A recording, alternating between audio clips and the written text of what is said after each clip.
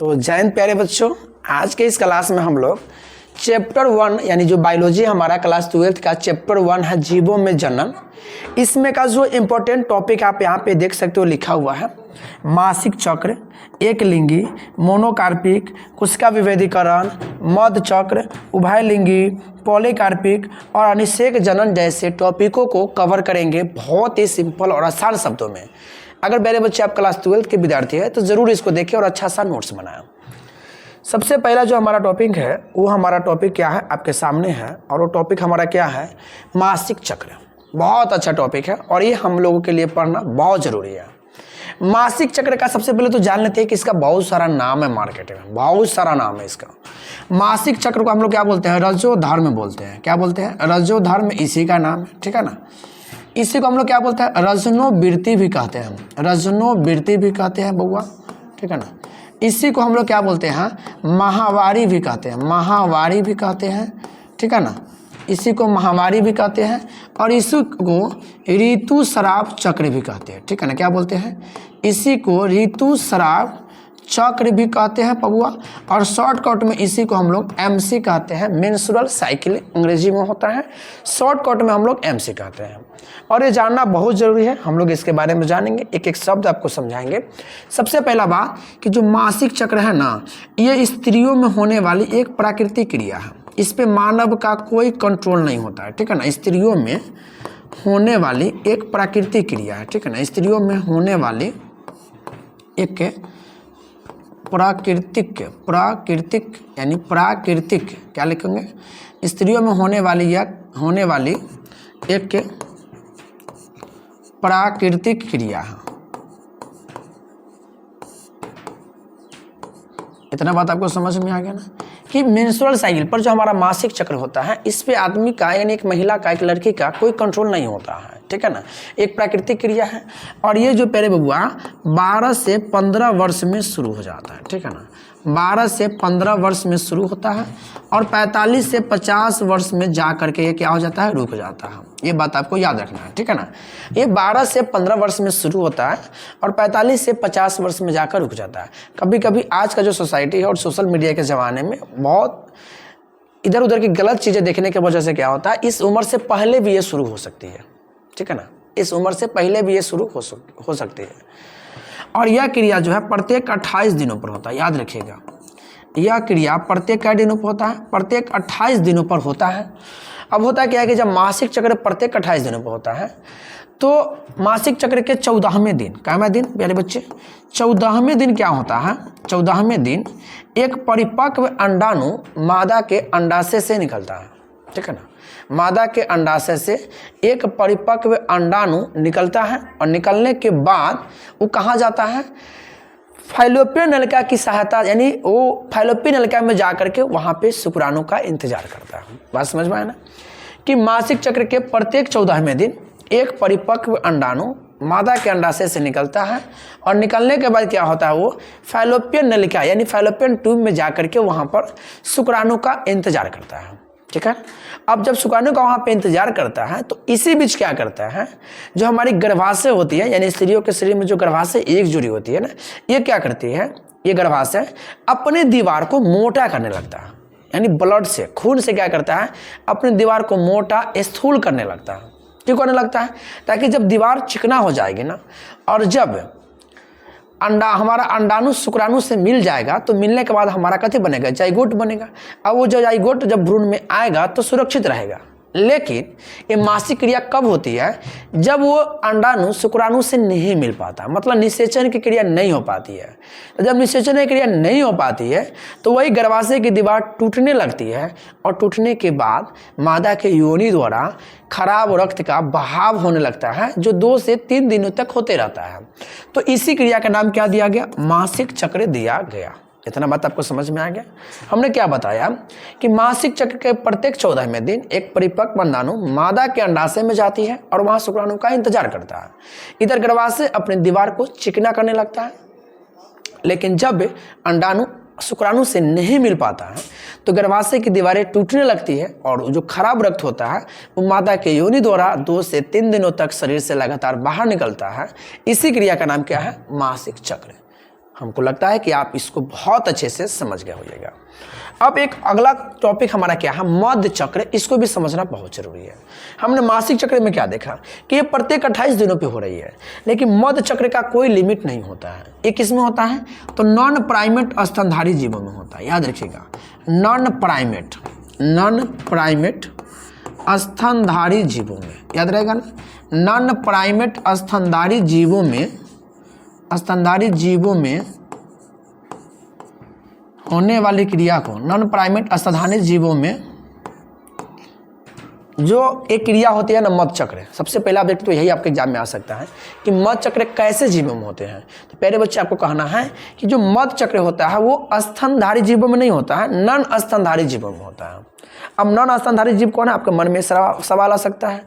तो गाय आप देख लीजिए, कुत्ता देख लीजिए, ठीक है ना, बिल्ली देख लीजिए, बड़े बड़े जो जानवर है आप उसको देख लीजिए। इस सब के सब हमारे क्या होते हैं, नॉन प्राइमेट जीव होते हैं। समझ में आया ना। तो वही बोले नॉन प्राइमेट स्तनधारी जीवों में होने वाले चक्र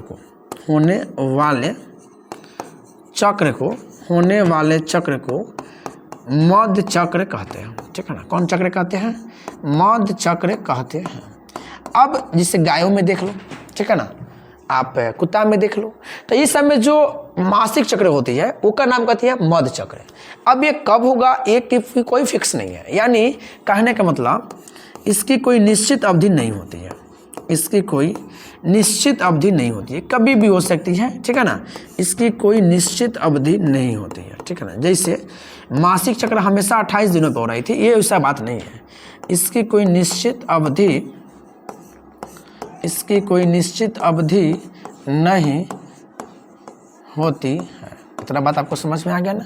इसका कोई भी निश्चित अवधि नहीं होता है। जैसे अगर आपसे पूछेगा तो इसको जैसे में क्या बोलोगे, आप बोल देना गाय, क्या बोल देंगे, गाय, कुत्ता, बिल्ली, ठीक है ना, इत्यादि, ये बोल दीजिएगा आप। हाँ, एक बात और, अब मासिक चक्र किस में होता है, ये भी आप जैसे में याद रख सकते हो। किस में होता है, तो मनुष्य में होता है ना, ये चिंपैंजी में होता है, ठीक है ना, ये चिंपैंजी में होता है। एक बात और, बंदर में होती है, और एक बात और, व्हेल मछली में होती है। कौन मछली में, व्हेल मछली में होती है। इतना बात आपको याद रखना है। तो आपको मासिक चक्र और मध्य चक्र बहुत अच्छे से समझ में आ गया होगा। अब हम लोग चलते हैं अनिषेक जनन पे कि अनिषेक जनन क्या है, पार्थेनोजेनेसिस क्या है। बहुत अच्छा टॉपिक है, यहाँ से ऑब्जेक्टिव आपके एग्जाम में जो है बढ़ के पूछा जाता है, ठीक है ना। तो अनिषेक जनन में आप क्या बोलेंगे कि नाम इससे स्पष्ट है, अनिषेक जनन। अनिषेक मतलब बिना किसी के निषेचन के, बिना किसी के निषेचन के, सीधा सी बात है। तो जब बिना निषेचन के ही मादा का जो अंडाणु होता है वो परिपक्व होकर एक नए जीव को जन्म देता है, ठीक है ना। यानी जब बिना निषेचन के ही अंडाणु विकसित होकर नए जीव को जन्म देता है ना, तो इसी क्रिया का नाम क्या है, अनिषेक जनन नाम है। ये आपको समझ में आ गया होगा, ठीक है ना। बोलो, किसी को दिक्कत, आपको समझ में आ गया। तो क्या बोलेंगे कि अनिषेक जनन, जनन की एक विधि है, ठीक है ना। ये क्या है, एक जनन की एक विधि है, ये जनन की एक विधि है, जनन की एक कथी है, विधि है, जिसमें बिना निषेचन के ही, जिसमें बिना निषेचन के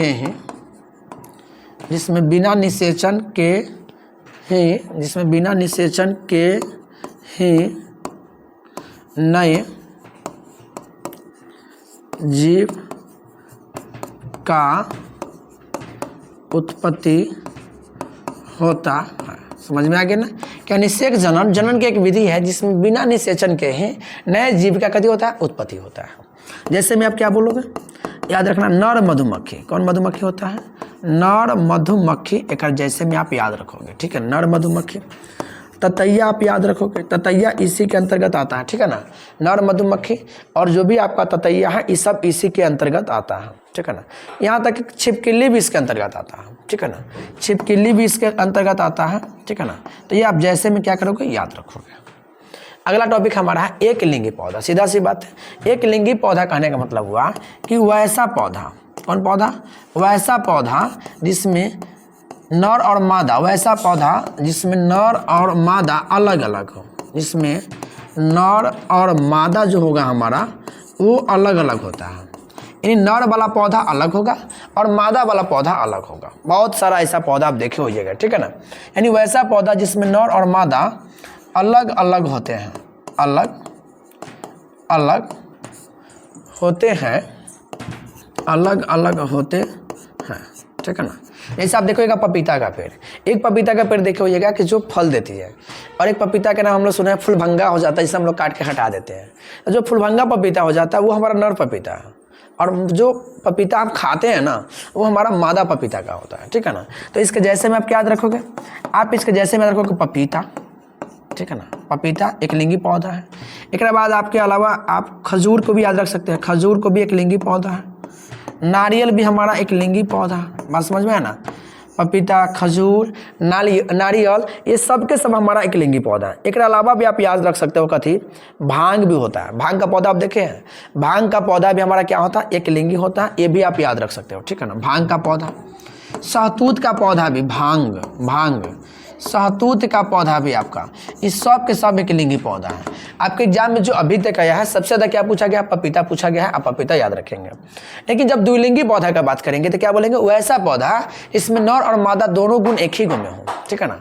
द्विलिंगी पौधा में क्या होगा, इसमें नर और मादा एक साथ पाए जाते हैं, इसमें नर और मादा दोनों साथ साथ होता है, ठीक है ना, दोनों रहेगा, ठीक है ना।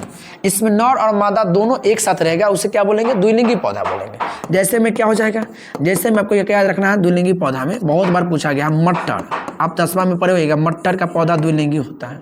मटर के अलावा आप क्या रखेंगे, क्या बोलते हैं, उड़हुल का फूल, उड़हुल का फूल, उड़हुल फूल हो गया, ये भी आपका कथी है, द्विलिंगी पौधा है, ठीक है ना। मटर का पौधा, उसके बाद सरसों का पौधा, रेंडी का पौधा, ये सब के सब आप, ठीक है ना। मटर, सरसों का पौधा, सबसे अधिक बार ये सरसों ही आपके एग्जाम में पूछा गया, सरसों का पौधा, ठीक है ना। ये सब के सब हमारा कौन पौधा है, ये हमारा द्विलिंगी पौधा है। इतना बात आपको समझ में आ गया। यहाँ से ऑब्जेक्टिव देखो, एक लिंगी पौधा और द्विलिंगी पौधा से ऑब्जेक्टिव पक्का पूछेगा।